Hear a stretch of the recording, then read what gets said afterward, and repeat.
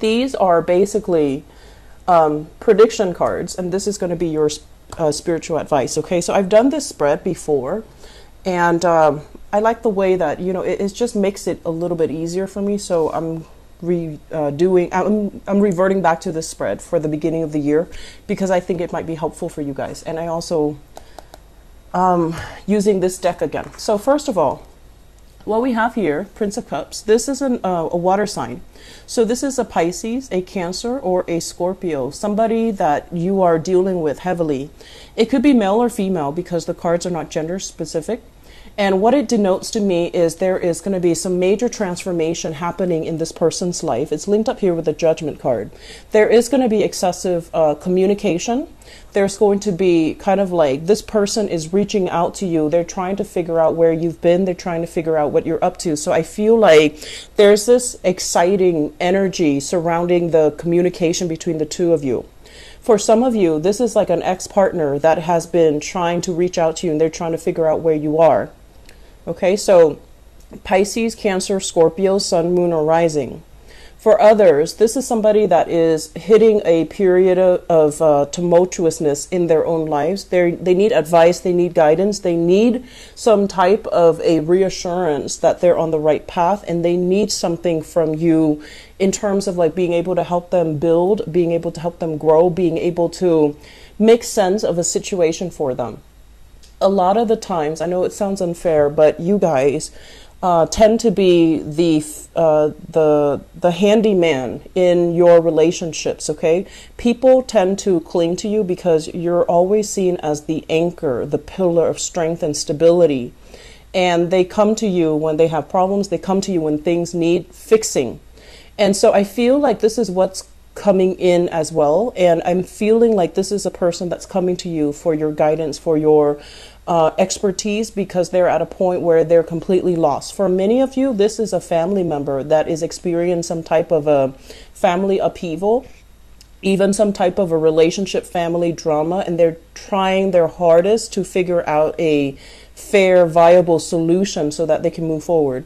I also feel this might be residual energy from last month back in December, because I felt like the same energy for you guys when I did the general reading for last month. Okay, so I do see extensive communication with this person, and I'm also sensing as well, you know, they have the best intentions, but their energy as this is a knight, the Knight of Cups, their energy is still very young, a little bit naive, a little bit starry-eyed, and I do feel there might be some issues when it comes to dependencies, substance abuse, dependency issues, you know, like somebody who blames other people rather than looking at how their actions contributed to a situation. So I feel like you're dealing with somebody that has these characteristics, okay, and they're going to require a lot of communication from you. I honestly believe that you want to exercise, you know, a little bit of maintaining clear boundaries in this situation, because I just don't feel like it's going to end with just one conversation where you tell them what to do or you give them advice and they do it.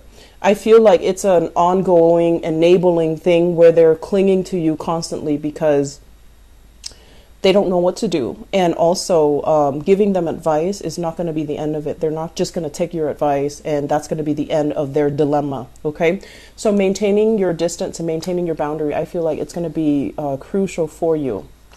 Next up, we have here the Seven of Wands. This is a card about conflict. This is like defending your territory, making sure that people know where they stand with you, maintaining your distance as well, and kind of like demarcating, you know, in the sand, like you don't cross over these lines, you don't cross over into my territory. So really maintaining your stance and putting your foot down about, you know, certain ideas, certain beliefs that you have, and defending your beliefs vehemently. It's linked up with the Nine of Swords, and the Nine of Swords is about stress. It's about kind of like a little bit of guilt that you're feeling as well.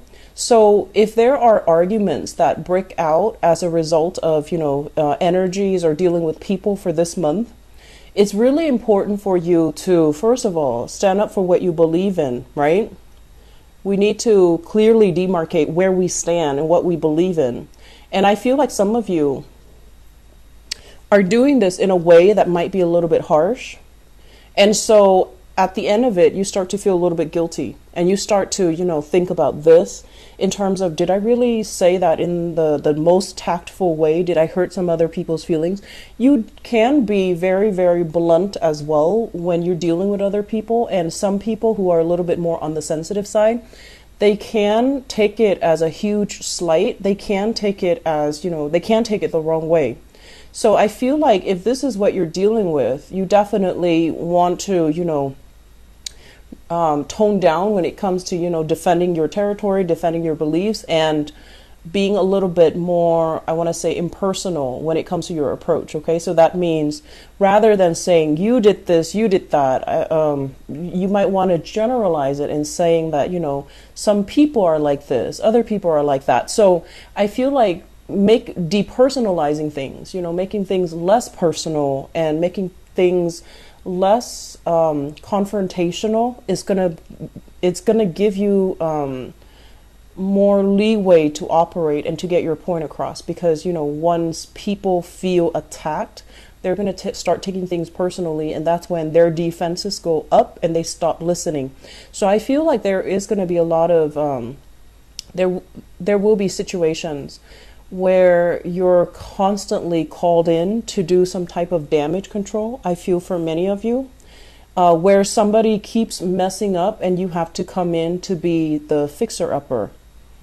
And I'm also feeling like they're happening at very inopportune times where you might be busy with something else. You might be wrapping up your own projects, and somebody who's kind of, I want to say, not very good at what they do, they make a mistake, and they keep making the mistakes over and over and over again.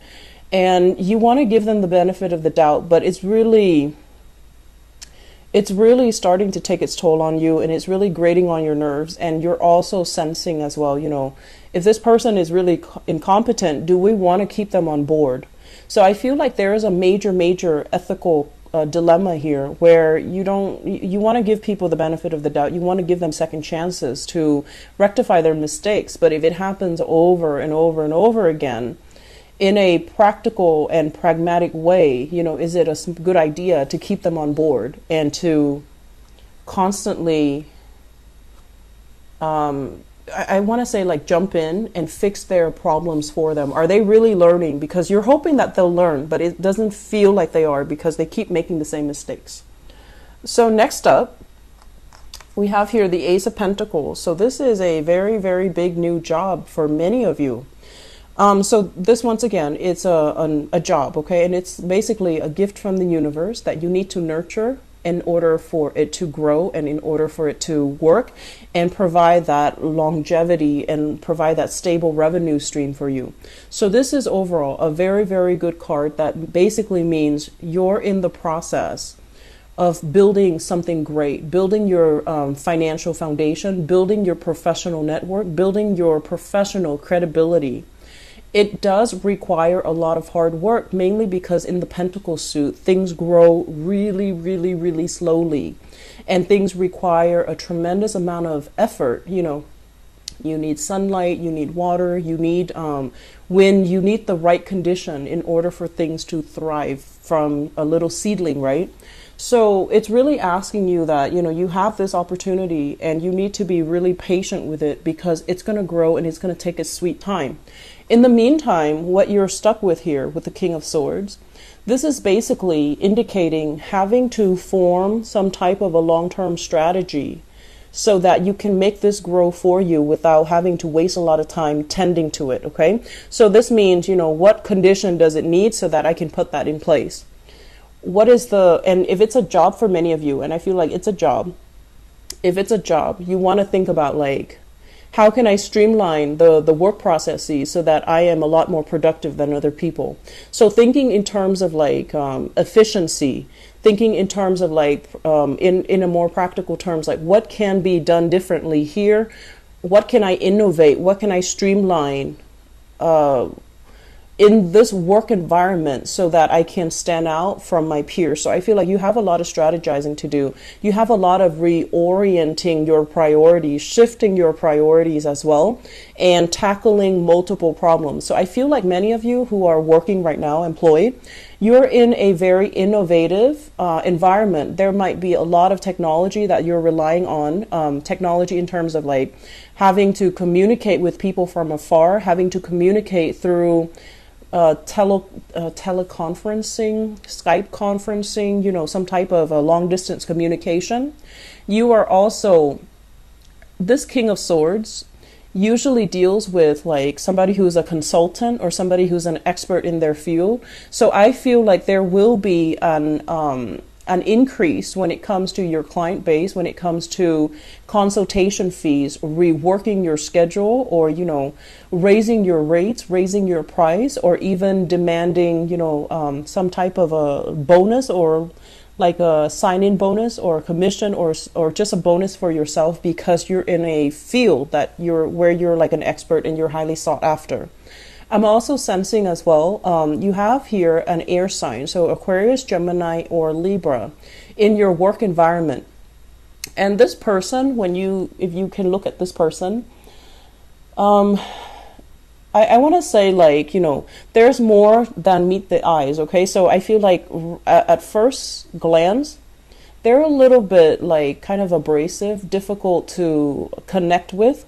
And they have a little bit of a challenging stance about them, okay? You're going to say something and they're going to ask you why.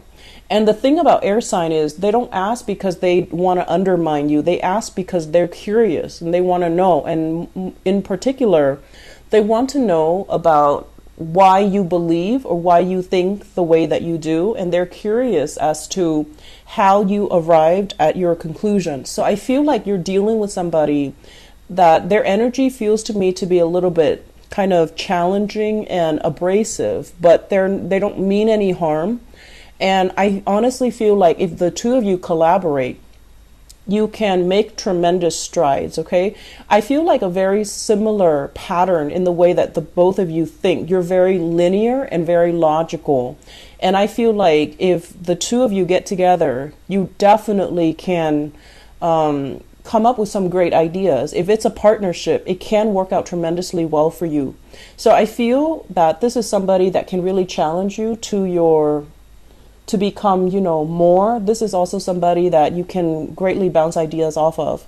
They have a little bit of a challenging demeanor, but I feel like deep down, they're very solid, very reliable, and incredibly, incredibly intelligent. Okay, so I feel like there's a lot of admiration between the two of you, even though you might not have a close buddy-buddy relationship, but there's still like admiration for each other's intelligence, for each other's work ethics, and each other's, I want to say intelligence. So it looks very, very good. Okay, the last thing coming through, we have here the Alchemist. So this is the Magician and the Queen of Wands. So let me talk about this. The Magician, this is a card about a student, somebody who is learning how to incorporate all of their skills. So I feel like many of you, you might be going back to school. You might be going through some type of a training program. You might have to do some type of on-the-job training as well with this Ace of Pentacles. So it signifies to me having to learn something that is brand new and having to kind of put your thinking cap on and think and behave like this King of Swords, where you're emotionless and you're going to have to solve problems using pure logic-based systems. Okay, so many of you are probably on a training course, learning new things in your work environment, perusing through training manuals, protocols, procedures, trying to figure out what's the best solution, trying to figure out what's the previous, what's the previous situation that require this same. It's like, when was the last time this problem happened and how did the person in charge solve the problem? So I feel like you're looking at previous decisions to make sure that, you're in alignment with what you need to do now. So for those of you who are students, we have here the Queen of Wands. This is you having kind of like a very large following in your training group or in your school or in your class. So I feel like you're going to be quite popular. You're going to be quite sought after, and you're going to as well be able to demonstrate a lot of how to like apply, theory to practice. you're also going to be a little bit in the limelight, where you're going to have to figure out, how do I work with this solution given all the information that I know? So I feel like you and this Queen of Wands, this is a fire sign, Sagittarius, Aries, or Leo, possibly in a training environment, or possibly somebody who's training you, or who's overseeing the work that you're doing, or who's monitoring your training progress or your progress in general. And this is a really intelligent person, and they can help you get places, or they can help you greatly with enhancing your knowledge. Okay, so I feel as if the interaction between you and this person, it's very, very strong, but you yourself are very, very independent. So I feel like there is a little bit of an ego clash here. They might want to micromanage a little bit. Might want you to open up a little bit more about what you're struggling with or what you're doing, whereas you want to be left alone. So I feel like if this is somebody that's directly over you, like a supervisor or boss or something like that, you want a little bit more space, and they're kind of micromanaging, and they're kind of hovering over you, or like looking over your shoulders. They don't mean any harm, but I feel like they're a big distraction. They're looking for more fun and stimulation and excitement, while you're looking to learn things, you're looking to be immersed in your craft, and you don't really have time to entertain their whims. Okay, so I'm also sensing as well, there might be a little bit of attraction. It seems to me like it's one-sided. Attraction in the work front or in the academic front. Okay, so it seems to me like there's attraction. They like you, but there's something here about you being occupied or having your thoughts elsewhere. Okay, so the last three cards here will serve as your spiritual advice, and they're read together. We have here the Tower, the Ace of Swords, and the Temperance card. Let me talk about this first, because this screams out to me time management. The Temperance card, this is a Sagittarian energy, and with Sagittarian energy, what it does is that it makes us overestimate. Sagittarius are great overestimators, great exaggerators. It makes you overestimate the amount of time that you have. Oh, I'll do that another day. I'll, clean it up on the weekend. I'll have time for that later. And so there is this rampant need for procrastination. And I feel like you need to be really, really aware of what you're doing, and you need to get things kind of like lined up all in a row, so that you can, be more productive with your time, so that you're not living in these delusions that there's going to be more time at a later date or at a later time. Okay. What happens is, with the Temperance card, it can also lead to overindulgence. Okay. Overindulging in food, wine, the good life, superfluous spending out beyond your means. So for many of you who might have landed a good job, I feel like it's like boosting you up on the socioeconomic ladder. So that means right now you have a good job, and you're just like, oh, I have all this money, and I'm going to find ways to use the money. So overindulging in buying things, exceeding your credit card limits, and thinking that, oh, I have a good job now, I can get whatever I want, and the job is going to be stable. You want to be very careful about that, because what it's going to lead to is this Tower situation, where everything has been built on false premises. Everything has been built on a very unstable, corroding foundation, where you might have also told yourself, these things will be okay, there's another day, there's always more time, I can always fix it, I can always go back to it. And it proves to be problematic down the line. So the advice here is, the Ace of Swords, which is about truth. It's about cutting out excess. It's about streamlining and thinning out areas of your life that have not been serving you.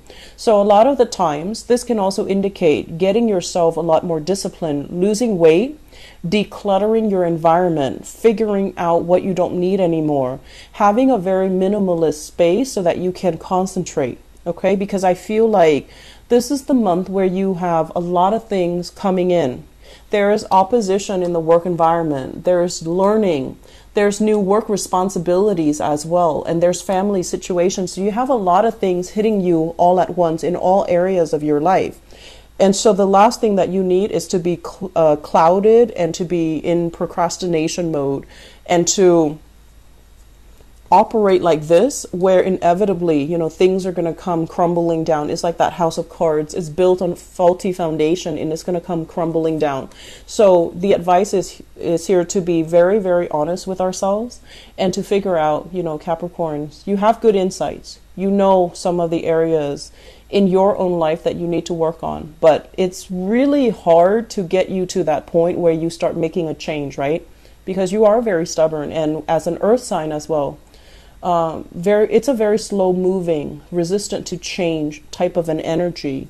And so what they're really saying here is exercise, more on the Sagittarian traits of expansion, of grabbing new opportunities as they come in, and being able to also not fear change, okay, but embrace it. So I feel like you have some major reshuffling things that you need to do, and cutting out excess, cutting out the fat, cutting out things in your life that are kind of like weighing you down. Like I feel like physically weighing you down, physical belongings, or even on your body, whatever's not working, try to leave it out of your consciousness, okay? Try to leave it out of your body.